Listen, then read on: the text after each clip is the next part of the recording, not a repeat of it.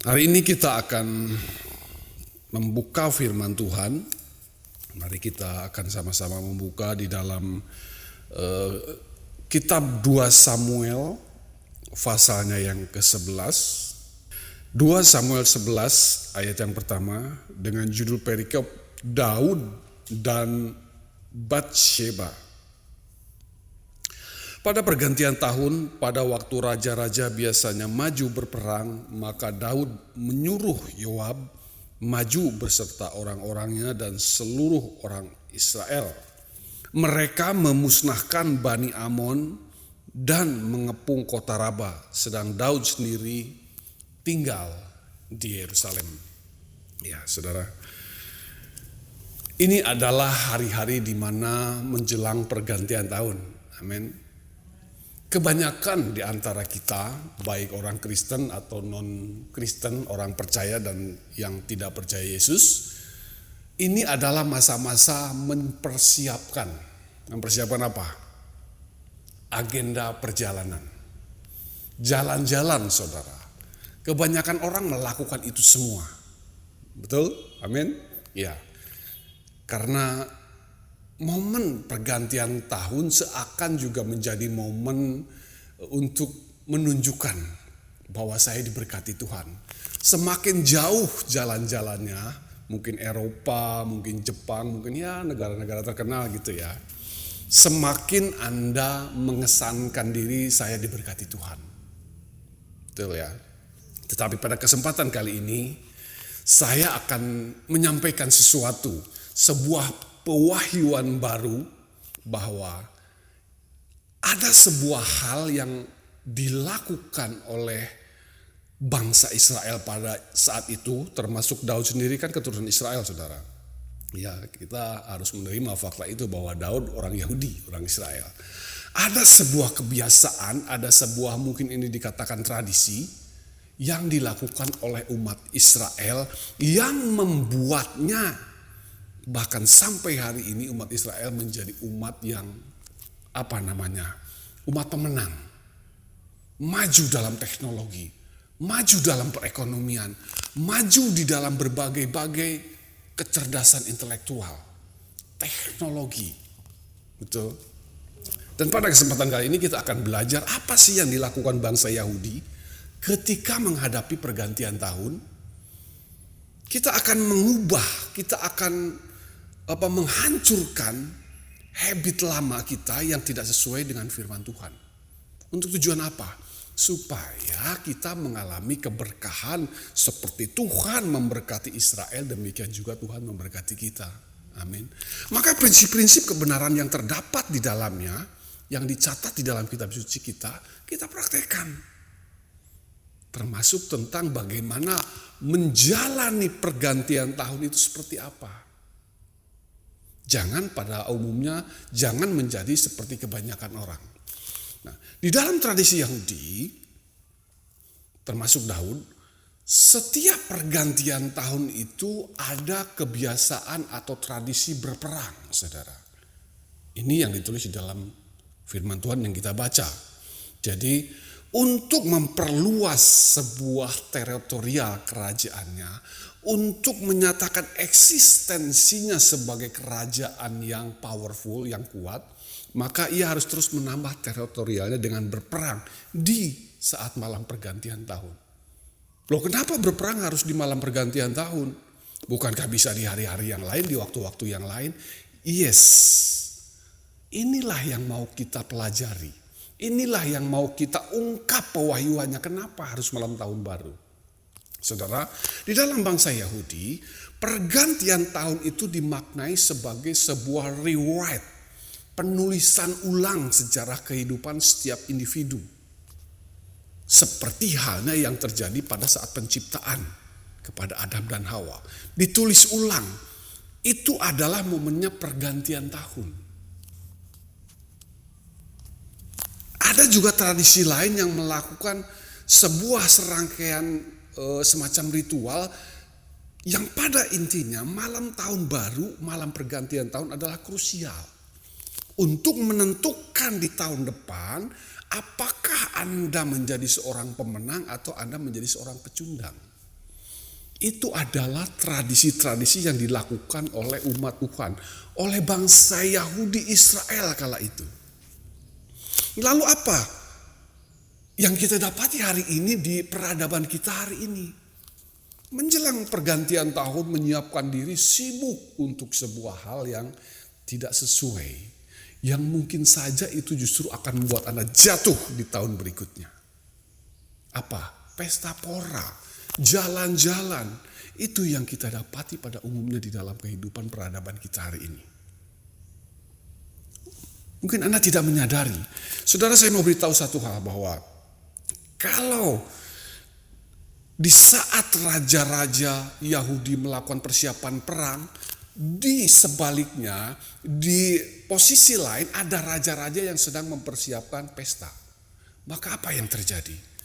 Saat Anda yang seharusnya mempersiapkan diri untuk berperang di momen krusial, tetapi kemudian Anda malah pesta pora, datang kemudian si penyerang, maka kira-kira yang memiliki potensi menang, yang sudah mempersiapkan diri untuk berperang atau yang sedang berpesta? Yang mempersiapkan diri untuk berperang karena dia sudah niat. Sementara yang sedang berpesta, ia lengah, tidak mempersiapkan prajuritnya, senjatanya, strateginya. Maka yang terjadi, kalah menjadi tawanan. Itu yang akan terjadi dengan setiap Anda dan juga saya kalau keliru menghadapi atau melewati pergantian tahun dengan sikap yang keliru. Amin. Firman Tuhan mengajarkan kita, hati-hati dengan malam pergantian tahun. Ya mungkin ada pergantian Masehi, pergantian tahun Masehi, Yom Kippur dan Jawa gitu, Suro dan lain-lain. Doesn't matter. Tetapi ini berbicara tentang sebuah kesadaran pergantian tahun apapun yang Anda pilih, maka ambillah sikap dalam kondisi berperang. Lalu pertanyaannya, apakah kita harus berperang seperti ya Israel dengan Hamas gitu ya, Israel dengan Iranian, atau Amerika dengan Rusia gitu? Apakah berperang seperti itu? Tidak. Di dalam perjanjian baru dalam surat Efesus dikatakan bahwa musuh kita bukan lagi darah dan daging, tetapi kita berperang melawan penghulu-penghulu di udara, penguasa-penguasa yang jahat. Artinya apa? Ini peperangan bukan lagi melawan saudara kita secara jasmani, tetapi peperangan secara spiritual warfare. Anda dan saya harus peka bahwa malam pergantian tahun ada di mana dua kubu, yang satu mempersiapkan diri untuk menyerang, yang satu mempersiapkan diri untuk berpesta. Anda di posisi mana? Kalau Anda di posisi mempersiapkan diri untuk berpesta pora, maka penghulu-penghulu di udara, roh-roh jahat sedang mempersiapkan diri untuk berperang menjatuhkan Anda. Sehingga di tahun-tahun berikutnya Anda menjadi pecundang, Anda menjadi tawanan kehidupan. Kelar hidup loh bahasanya gitu. Anda harus paham itu. Amin. Maka buat sebuah sikap baru, buat sebuah habit baru, persiapkan diri dalam sebuah spiritual warfare. Mengerti apa maksudnya spiritual warfare? Peperangan secara roh. Amin. Bagaimana caranya? Alkitab mengajarkan bagaimana melakukan peperangan spiritual warfare. Kenakanlah keselamatan, kenakanlah ini, kenakanlah itu. Anda baca Alkitab. Saya menekankan sedikit hal yang harus kita pahami bahwa saat malam pergantian tahun yang harus Anda lakukan adalah kesadaran diri, mempersiapkan diri untuk sebuah peperangan rohani. Sederhananya begini saudara, ya saya bersyukur ya di gereja-gereja juga ketika menghadapi malam pergantian tahun itu suka ada kebaktian, amin. Sederhananya kalau Anda bukan orang yang spiritualis banget gitu ya, yang suka berdoa puasa secara pribadi, Anda datang ke pertemuan ibadah malam pergantian tahun. Tetapi saya sarankan sejak saat pagi hari, dengan penuh kesadaran Anda melakukan peperangan rohani secara pribadi. Dan isi waktu-waktu Anda, jam-jam Anda dengan meneliti firman Tuhan, dengan berdoa, dengan berpuasa, dan sampai pada puncak pergantian tahun di tengah malam, ya di gereja Anda mungkin ada jam ibadah pergantian tahun, saudara ikuti itu. Maka itu akan memberikan benefit, maka itu akan memberikan manfaat bagi Anda yang mungkin Anda tidak merasakannya pada saat itu, tetapi itu akan memberikan efek besar kepada perjalanan kehidupan Anda setahun ke depan. Dan itu yang dilakukan oleh bangsa Israel, Yahudi. Anda lihat hari ini, bangsa yang hanya secuil di tengah benua, di tengah planet bumi ini, tetapi kemajuannya tidak ada yang bisa mengalahkan. Dan kemajuan yang sama, kemenangan yang sama akan juga menjadi bagian Bapak, Ibu, dan saya kalau kita melakukan prinsip-prinsip yang juga dilakukan oleh bangsa Yahudi. Sederhananya Daud seperti nats yang sudah kita baca. Amin. Maka menjelang pergantian tahun, lakukan peperangan rohani. Persiapkan sebuah peperangan rohani, bukan sebuah pesta pora. Haleluya. Kalau Anda mau berpesta pora ya bolehlah, setelah malam pergantian tahun Anda bersama keluarga baru mengeksekusi agenda jalan-jalan gitu ya saudara. Bagi Anda yang punya cukup banyak uang ya silakan, mau pergi ke ujung dunia sekalipun silakan gitu ya saudara. Tapi pastikan di malam pergantian tahun kita akan berperang untuk kita menang menjalani tahun-tahun berikutnya. Saya sudah praktekkan ini setiap tahunnya saudara. Dan setiap tahun mesti ada sebuah perbedaan yang signifikan yang terjadi. Dan kita percaya bahwa tahun 2026 kita tidak akan pernah sama lagi ya. Amin. Setidaknya menjelang pergantian tahun, NRC Ministry, New Revelation Center Ministry sudah didirikan. Maka di tahun 2026, New Revelation Center Ministry menjadi lebih hebat lagi untuk kemuliaan nama Tuhan. Amin. Berikan kemuliaan bagi nama Tuhan. Haleluya. Kiranya apa yang saya sampaikan di hari-hari penghujung tahun ini boleh membuka sebuah pengertian, sebuah pewahyuan baru bagaimana Anda melewatkan malam pergantian tahun. Sebelum mengakhiri ibadah seperti biasa saya mengundang bagi setiap Anda yang diberkati oleh pelayanan dari New Revelation Center Ministry, saya mengundang Anda untuk berpartisipasi di dalam pelayanan karena setiap pelayanan tentu memerlukan akomodasi biaya saudara.